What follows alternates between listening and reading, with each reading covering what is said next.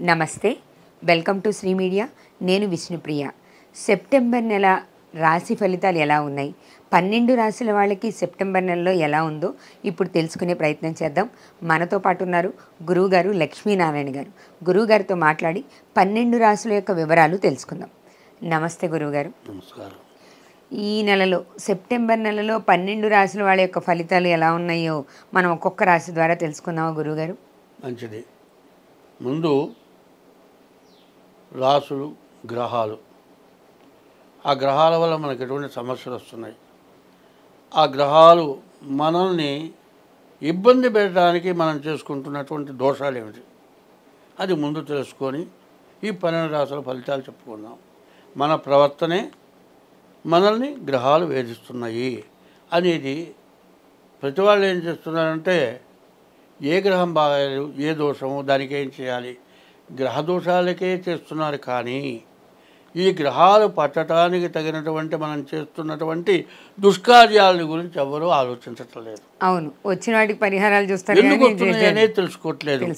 వచ్చినటువంటి దుష్కార్యాలకి ఫలితం ఏమిటి, దీనికేంటి, గ్రహాల వల్లే వస్తున్నాయి అనుకుంటున్నారు. కానీ నీ ప్రవర్తన వల్ల వస్తున్నది అనేది ఎవరు కనుక్కోలేకపోవటం చేత జ్యోతిష్యం బాగాలేదు, జ్యోతిష్యం సరిగా చెప్పటం లేదు, పూజలు సరిగా చేయట్లేదు, జపాలు చేయటం లేదు, బ్రాహ్మణులు మోసం చేస్తున్నారు, జ్యోతిష్యులు మోసం చేస్తున్నారు, జ్యోతిష్యం ఉన్నదా లేదా అనేటువంటి అనుమానాలు వస్తున్నాయి. జ్యోతిష్యం ఉంది, దేవుడు ఉన్నాడు, 4 వేదాలు ఉన్నాయి, వేదాల్లో భాగాలు ఇవన్నీ. కాబట్టి దాన్ని ఎట్లా చేస్తే మనకు బాధలు పోతాయి. దైవ సంబంధమైన పూజలు, జ్యోతిష్యం రెండూ కలిపి చేయటానికి మేము సిద్ధంగా ఉన్నాం. అటువంటి వాటిలో అందరూ పాల్గొనండి. స్వస్తి. నమస్తే. సెప్టెంబర్ నెలలో మకర రాశి వారి యొక్క రాశి ఫలితాలు ఏ విధంగా ఉన్నాయో ఇప్పుడు గురువుగారు తెలియజేస్తారు. 2024 సెప్టెంబర్ నెల 1వ తారీఖు దగ్గర నుంచి 30వ తారీఖు వరకు మకర రాశి ఫలితాలు. మకరస్యాన్ మృగో నక్రః. మకర రాశికి అమ్మవారు యొక్క మంచి ఫలితాలు దొరుకుతాయి. ఈ రాశికి రాహు, గురువు, కుజుడు, శుక్రుడు 4 గ్రహాలు బాగున్నాయి. దాదాపుగా ఈ గ్రహాలు బాగున్నాయి. ఈ బాగుండటం చేత వీళ్ళు శాస్త్రం ఏంటంటే, దేవుడు మనం ఇచ్చిన పూజారి మనం ఇవ్వాలట. ముందు పూజారిని జాగ్రత్తగా చూసుకోవాలి. పూజారికి ముందు రూపాయో పావలో బేడో ఇచ్చి దండం పెట్టాలి. ఆ తర్వాత దేవుని దండం పెట్టాలి. మధ్యలో యముడు కాదు మాత్రం పూజారి, దైవభక్తుడు, వాడి ఆశీర్వాదం వచనం కావాలి. అట్లాగే అమ్మవారి కొడుకెవరు, గణపతి. ఈ నెలలో ముందు గణపతిని పూజించాలి. మీ గ్రహశాంతులు ఏమన్నా ఉంటే చేసుకోండి. శని ద్వితీయంలో ఉన్నాడు. శని విపరీతమైన నష్టపెట్టేవాడు మకర రాశికి. ఈ శనికి పూర్తి శాంతి చేసుకోవాలి. ఎందుకంటే ఏళ్ళనాటి శని చివరి భాగం 1 సంవత్సరమే ఉంటుంది. ఈ టైంలో వచ్చేటువంటి నష్టాలు ఎవరు పూడ్చలేరు. కాబట్టి చివరిదాకా వచ్చిన తర్వాత చాలా జాగ్రత్త పడాలి. డాక్టర్ ఏం చెబుతాడు, దెబ్బ తగిలింది, కట్టుకడతాడు, కాస్త గాలాడినవయ్యా అంటాడు.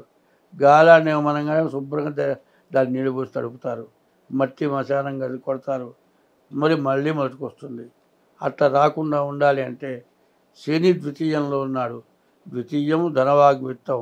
ఈ ద్వితీయంలో ధనాన్ని రక్షిస్తాడు, కానీ పూర్తిగా నష్టపెడతాడు.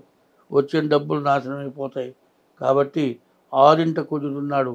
కుజుడు కూడా కాస్త ఇబ్బంది పెట్టేవాడే. కాబట్టి ఈ రాశి వాళ్ళు శని తర్వాత రవి, బుధుడు, కేతువు, ఈ 4 గ్రహాలకి పూర్తి శాంతి. శనికి 19,000 జపం, నల్ల నువ్వుల దానం, బుధుడికి 17,000 జపం, పెసల దానం, రవికి 6,000 జపం, గోధుమల దానం, కేతువుకి 7,000 జపం, ఉలవల దానం చేయాలి. ఇట్లా చేయటమే కాకుండా మీ యొక్క జాతకం, డేట్ ఆఫ్ బర్త్ ద్వారా మీ జాతకాన్ని ముందు చూపించుకోండి. ఎందుకంటే ఈ కుజుడు 6ఇంట ఉండటం, ఈ శ్రావణ భాద్రపదాలు రోగాలకి ప్రసిద్ధి. బాగున్నవాడు, ఆరోగ్యవంతుడు కూడా రోగాల వల్ల ఇబ్బంది పడతాడు. కాబట్టి మీ జాతకం చూపించుకోవడం చాలా అవసరం. స్వస్తి. మకర రాశి వారి రాశి ఫలితాల గురించి గురువుగారు తెలియజేశారు. ఏమేం శాంతులు చేయాలో కూడా వివరంగా చెప్పారు. మీకు ఇంకా ఏవైనా సరే సమస్యలు ఉంటే గురువుగారిని సంప్రదించి ఆ సమస్యలకి పరిష్కారాలు తెలుసుకొని వాటికి ఉపసంహారాలు చేసుకోండి. నమస్తే.